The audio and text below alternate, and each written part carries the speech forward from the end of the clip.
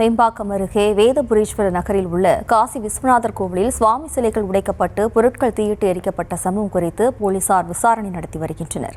இதுகுறித்தான கூடுதல் விவரங்களோடு இணைகிறார் நமது செய்தியாளர் சுதாகர். வணக்கம் சுதாகர், விவரம். வணக்கம்.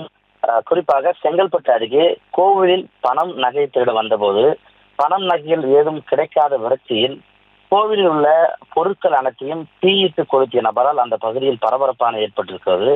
குறிப்பாக செங்கல்பட்டு மாவட்டம் வேம்பாக்கம் அடுத்த தேவபுரீஸ்வரர் நகர் பகுதியில் 4000 ஆண்டு பழமையான காசி விஸ்வநாதர் சிலை அமைந்திருக்கிறது.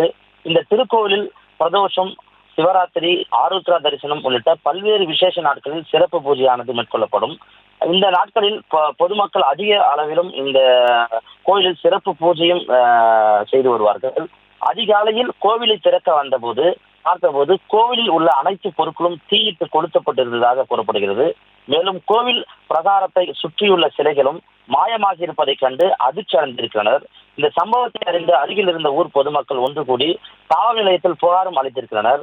குறிப்பாக இந்த சம்பவ இடத்திற்கு விரைந்து வந்த காவல்துறையினர் பல்வேறு சோதனைகளை மேற்கொண்டு சிசிடிவி ஆதாரத்தை வைத்து அதன் அடிப்படையில் விசாரித்த போது இந்த நிகழ்வு காரணமாக முதற்கட்ட காவல்துறையின் விசாரணையில் தீயிட்டு கொளுத்தியவர் மனநலம் பாதிக்கப்பட்ட நபராக இருப்பதும் தெரிய வந்திருக்கிறது.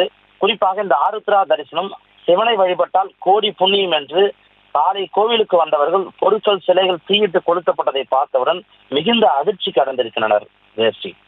விவரங்களுக்கு நன்றி சுதாகர்.